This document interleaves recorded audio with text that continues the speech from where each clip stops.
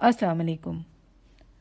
आपके कोर्सेज़ में से एक कोर्स सिंटैक्स का भी है, तो इसको समझ लेते हैं ये क्या है। सबसे पहले इसके ओरिजिन और इसकी मीनिंग को समझ लेते हैं। सिंटैक्स ग्रीक ज़बान का एक वर्ड सिंटैक्सिस से निकला है और सिंटैक्सिस को इन्होंने ब्रेक करके बताया है कि सेंट का मतलब है टुगेदर और टेक्सिस का मतलब है अरेंजमेंट। तो अगर हम इसकी एटमोलॉजिकल डेफिनेशन देखें तो सिंटैक्स का मतलब है अरेंजमेंट और ऑर्डरिंग टुगेदर। ये तो आपने इसकी एटमोलॉजिकल डेफिनेशन देखी। अब आप ये समझें कि लिंग्विस्टिक्स में सिंटैक्स क्या है। सेंटेंस स्ट्रक्चर या वर्ड ऑर्डर की स्टडी को सिंटैक्स कहते हैं। अगर आप किसी सेंटेंस के स्ट्रक्चर की स्टडी कर रहे हैं या किसी सेंटेंस के अंदर वर्ड्स किस ऑर्डर में अरेंज हुए हुए हैं, ये स्टडी आप कर रहे हैं, तो that study comes under syntax. Syntax एक ऐसा सब्जेक्ट है जो रूल्स एंड प्रिंसिपल्स वज़ा करता है या बनाता है। ये रूल्स एंड प्रिंसिपल्स खुद बनाता है कि किस ऑर्डर में वर्ड्स या फ्रेजेस अरेंज होंगे सेंटेंस के अंदर। यही रूल्स एंड प्रिंसिपल्स हमें हेल्प करते हैं ग्रामेटिकली करेक्ट सेंटेंस बनाने में। अब आपको इसकी बेसिक नो हाउ तो हो गई। अब इसके एलिमेंट्स समझें कि सिंटैक्स के एलिमेंट्स कौन कौन से हैं। एलिमेंट्स से क्या मुराद है? वो चीज़ें जो आपको रिक्वायर्ड हैं in order to make a sentence. एक सेंटेंस बनाने के लिए आपको जो चीज़ें चाहिए वो चीज़ें एलिमेंट्स कहलाती हैं और इनमें सबसे पहली चीज़ है वर्ड्स।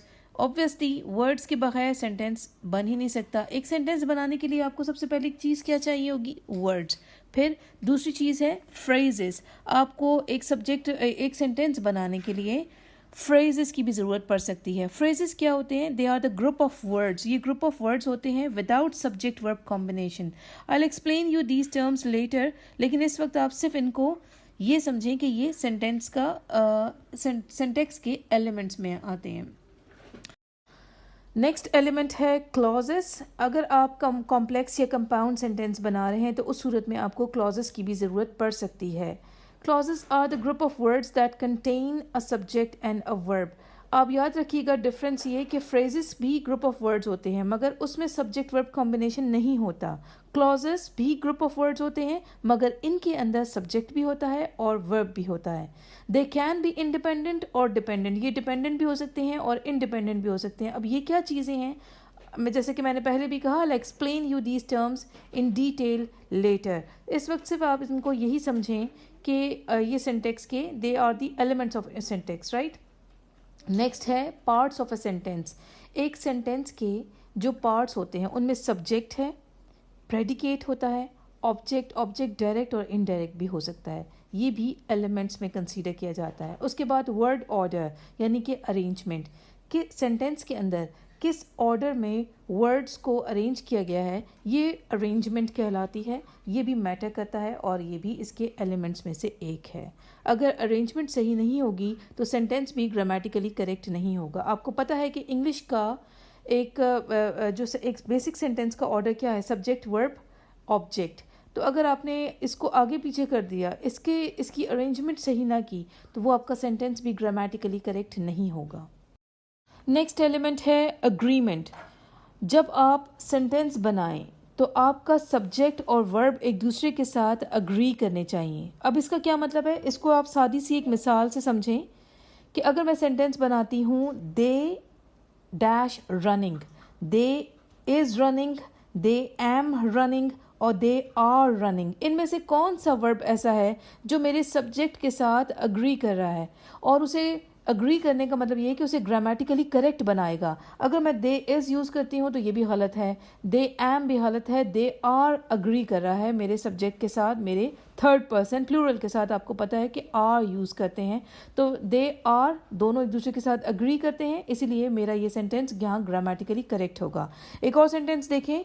अगर मैं कहूँ सेंटेंस अगर हम बनाएं, he works in a factory, वो फैक्ट्री में काम करता है। अगर मैं इस वर्क्स के साथ एस ना लगाऊं, आपको पता है कि जब हम प्रेजेंट सिंपल सेंटेंस बनाते हैं तो उसमें थर्ड पर्सन सिंगुलर के साथ। थर्ड पर्सन सिंगुलर कौन होते हैं? ही, शी, इट। अगर आपका सब्जेक्ट ही, शी, इट है तो उसके साथ आपने जो भी वर्ब की फर्स्ट फॉर्म यूज़ करनी है उसमें एस या ई एस का इजाफा हम करते हैं।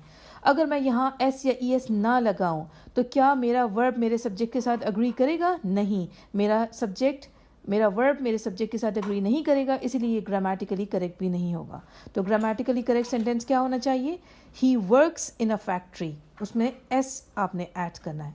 नेक्स्ट एलिमेंट है सिंटैक्टिक रूल्स एंड पैटर्न्स। वो रूल्स जो ये बताएं कि सेंटेंस के अंदर जो एलिमेंट्स हैं उनको किस ऑर्डर में अरेंज होने चाहिए, ये rules syntactic rules and patterns कहलाते हैं। और यही रूल्स हैं जिनकी मदद से, जिनको यूज़ करते हुए हम अपने सेंटेंस को ग्रामेटिकली करेक्ट बना सकते हैं। आपकी बुक में जहाँ एलिमेंट्स मेंशन है वहीं पर उसके साथ एक चीज़ और भी है, सेंटेंस स्ट्रक्चर या सेंटेंस टाइप्स। इसका मतलब क्या है कि मुख्तलिफ़ तरह के सेंटेंसेस होते हैं और ज़ाहिर है जब सेंटेंस की टाइप डिफरेंट होगी तो उसका स्ट्रक्चर भी डिफरेंट होगा। तो सिंटैक्स इन तमाम किस्म की टाइप्स को स्टडी करता है या इनके रूल्स बनाता है। उनमें से पहला है सिंपल सेंटेंस, फिर है कंपाउंड सेंटेंस, फिर कॉम्प्लेक्स कंपाउंड कॉम्प्लेक्स सेंटेंस।